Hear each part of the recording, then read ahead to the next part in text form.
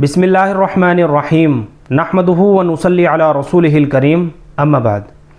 मोहतरम नाज़रीन इकराम, एक साहिबा हैं अरफात नयाब, इनकी जानिब से कमेंट है, अस्सलामु अलैकुम, आबिदा ज़ैनब नाम कैसा है? वालेकुमुस्सलाम व रहमतुल्लाहि व बरकातुहू। अच्छा नाम है, प्यारा नाम है। अगर बच्ची का ये नाम रखना चाहते हैं तो आबिदा ज़ैनब करके बच्ची का नाम रखा जा सकता है। आबिदा जो है आबिद की मुअन्नस है, यानी आबिद जो है ये लड़कों के लिए माना के एतबार से अच्छा नाम है, और आबिदा जो है ये आबिद की मुअन्नस है और ये लड़कियों के लिए माना के एतबार से बहुत प्यारा नाम है, बहुत खूबसूरत नाम है। आबिदा के अरबी ज़ुबान में माना आते हैं इबादत गुजार, इबादत करने वाली, अल्लाह ताला की इबादत करने वाली। ये लड़कियों के लिए माना के एतबार से अच्छा नाम है, बहुत खूबसूरत नाम है, चुनाचे आबिदा करके बच्ची का नाम रखा जा सकता है। इसके अलावा ज़ैनब जो है इसके माना आते हैं सखी और खुशबूदार, और ज़ैनब जो है ये कई सारी सहाबियात का भी नाम रहा है।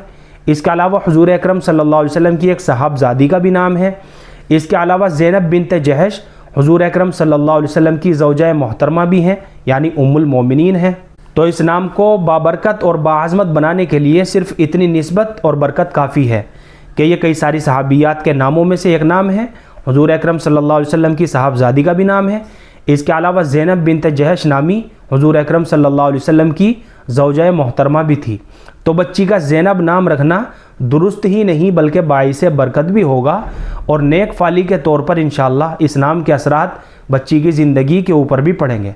ज़ैनब के माना है सखी और खुशबूदार, चुनाचे आबिदा ज़ैनब करके बच्ची का नाम रखा जा सकता है बिला डाउट और बिला तरद्दुद, यानी डबल मीनिंग नेम।